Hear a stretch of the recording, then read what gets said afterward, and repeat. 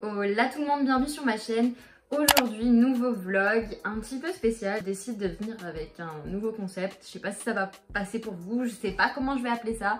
Mais en gros, c'est un peu un talking vlog, si on peut appeler ça comme ça. Il s'avère que depuis quelques semaines, je suis de nouveau en distanciel à l'école à cause de cette crise sanitaire qui nous empoisonne la ville, voilà, qu'on se le dise. Du coup, évidemment, question contenu, je vais pas vous mentir, je n'ai quasiment rien à filmer de mes journées. Je suis rentrée en Alsace là, il y a quelques jours et j'ai rien à faire, je me fais chier comme un rat mort. Techniquement, voilà, je voulais continuer à faire des vlogs parce que voilà, ça m'a... j'ai kiffé faire des vlogs cet été, j'ai kiffé même monter ça, mettre ça sur YouTube, Enfin bref, j'ai kiffé et je voulais grave continuer parce que pour moi c'était genre une suite logique.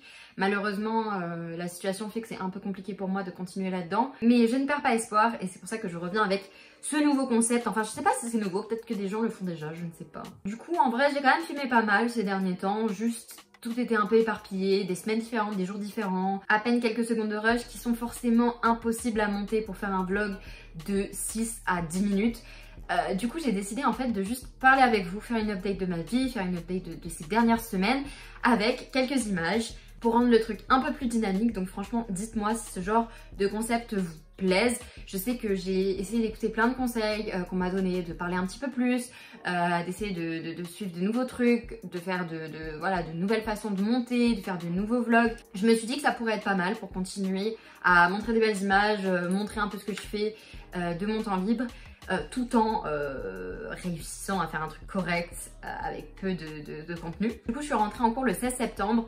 Faut savoir que j'avais cours au début mi-distanciel, mi-campus. Du coup j'ai essayé de profiter un maximum, de revoir tous mes potes de Paris, faire un max de trucs. J'ai aussi eu plein de copains qui sont venus me voir à Paris et qui ont squatté un peu l'appart. Du coup on a profité un max du temps. Voilà, de pouvoir se balader en t-shirt dehors, du soleil, parce que le changement de température était si brutal et je déteste l'hiver. L'automne ça va encore, mais des températures genre 5 degrés le matin, c'est une horreur pour moi, c'est l'enfer sur terre.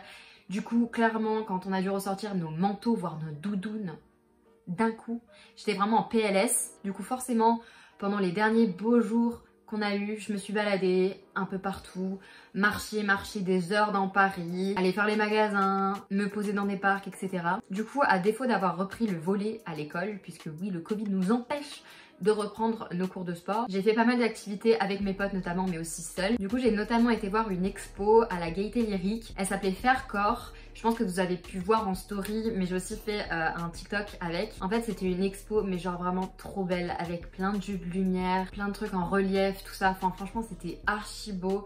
Je vous conseille d'y aller. Je crois qu'elle est disponible jusqu'en janvier, cette expo. Elle coûte 8 € par personne et c'est vraiment archi beau. Vous passez environ 1 heure là-bas. Il y a plein de petits trucs à tester, un peu comme des jeux, tout ça. Vraiment, c'était une super belle expo.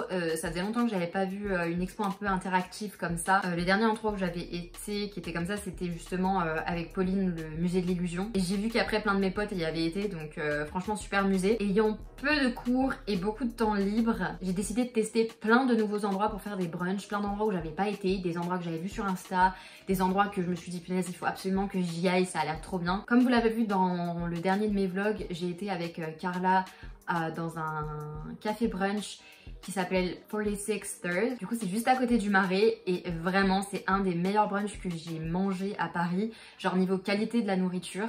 Niveau emplacement c'était pas ouf, je vais pas vous mentir, c'est vraiment à côté d'une route, il y a que quelques tables dehors, c'est vraiment pas ouf. Par contre leur nourriture est trop bonne. On a pris plusieurs trucs qu'on s'est partagés, un avocado toast, un œuf mollet, du bacon, des pancakes, enfin bon bref on a pris plein de trucs, c'était pas si cher, on en avait près pour 20 € par personne il me semble. La semaine d'après j'ai aussi testé le fameux Maison Sauvage dont tout le monde parle sur Insta et que je vois partout et dans lequel j'avais jamais encore été parce que généralement je préfère aller dans des brunchs pas forcément très connus et parce que bah voilà j'avais jamais eu l'occasion non plus, j'avais jamais été avec personne mais je me suis dit qu'il fallait que je teste. Honnêtement c'était grave bon, c'était super cool, on a pris salé sucré aussi, le cadre est grave sympa, c'est dans le 6e arrondissement si je dis pas de conneries, c'est vraiment cool. Après, si je dois vous dire honnêtement, je pense que c'est quand même un peu surcoté parce que des brunchs à Paris, il y en a tellement que je pense pas que j'y retournerai forcément. Bon, après, je veux pas dire ça parce que ça se trouve dans 2 jours, vous allez m'y revoir. La bouffe était bonne. Par contre, je tiens quand même à dire qu'il y a un sans-abri qui squatte un banc juste en face de Maison Sauvage et qui visiblement a élu domicile à cet endroit puisque les serveurs le connaissent très bien et puisque après petit sondage de mon entourage, toutes les personnes qui ont été et toutes les personnes qui y vont régulièrement l'ont croisé et le croisent encore, donc voilà, il est caisse, donc il a fallu assommer une meuf avec un bambou. Mais bref, ça c'est le genre de truc qui, bah voilà, quand t'as 15 000 brunchs à Paris, tu retournes pas forcément là où t'as limite vu une meuf se faire assommer par un bout de bois quoi. Maintenant qu'il fait super moche aussi, et là vraiment, genre là je vois dehors les nuages, la pluie qui va certainement arriver. Moi, qu'est-ce que j'ai fait à part travailler pour mes cours? Regarder des séries. Il s'avère qu'il y a 30 millions de séries qui sont sorties en même temps, entre la dernière saison de Baby qui d'ailleurs était super cool, Rachel là avec l'actrice de American Horror Story, bah la 9e saison d'American Horror Story. J'ai fini Ratched qui était vraiment hyper bien comme série, grave sombre. Mais si vous aimez les délires un peu justement American Horror Story, un peu macabre mais un peu en mode chelou quoi, franchement allez-y, cette série est super bien, les acteurs sont hyper bons. J'étais grave contente de retrouver des acteurs de AHS là et de voir tout cet univers. Enfin moi j'aime bien tout ce qui est pensé un peu, genre faut avoir quand même une sacrée créativité pour sortir un truc comme ça. Du coup par la même occasion j'ai regardé la 9e saison de American Horror Story qui est 1984 je crois qu'elle s'appelle. Voilà, moi j'adore les années 80, j'ai un délire pour ça. Après ma mère c'est les années dans lesquelles elle a évolué on va dire, donc voilà, tous ces trucs je les ai eu chez moi, les fringues, les musiques, voilà toutes ces petites histoires et tout qui sont restées dans ma tête. Du coup j'ai grave kiffé déjà le mood années 80. Et ensuite, encore une fois, pareil que pour Rachel, c'est un peu une série chelou, clairement, qu'on se le dise.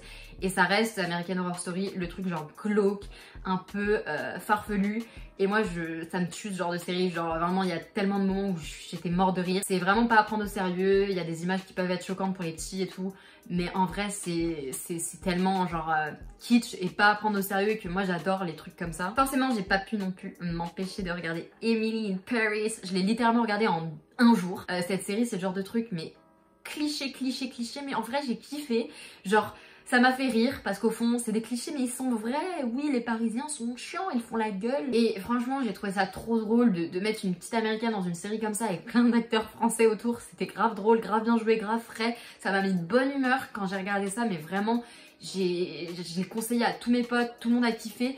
Donc si vous n'avez pas encore vu cette série, foncez. Du coup maintenant que j'ai fini toutes ces séries, je suis en train de regarder une nouvelle qui s'appelle Teenage Bounty Hunters. C'est une série, comment je pourrais vous la décrire parce que je pense pas que beaucoup de gens la regardent. En vrai je pense que le titre de la série parle par lui-même et je vais pas commencer à vous raconter un peu ce que c'est, sinon ça va vous spoiler de ouf. Mais c'est le genre de série, voilà, quand même un peu cliché, la série américaine type quoi. Mais c'est le genre de truc que j'aime bien regarder en ce moment. Les trucs un peu frais, les trucs qui te vident l'esprit, voilà, qui te font penser à d'autres trucs, avec des acteurs vraiment avec du peps et tout. Je pense que dès qu'il commence à faire un peu moche et tout, c'est vraiment le genre de truc que j'aime regarder dans mon lit quoi, le soir ou même en plein après-midi. Du coup voilà, c'est le récapitulatif des trucs que j'ai fait ces dernières 2 semaines. Donc vous voyez que voilà, j'ai pas une vie si passionnante. J'espère que cette vidéo vous aura plu et que ce genre de concept peut un peu changer, être un peu plus dynamique et tout. En tout cas, donnez-moi vos avis, ça m'intéresse grave parce que je fais pas que des vidéos pour moi, je fais aussi des vidéos pour les gens qui regardent et je veux que ça plaise un maximum. Du coup, je vous remercie d'avoir regardé cette vidéo et je vous dis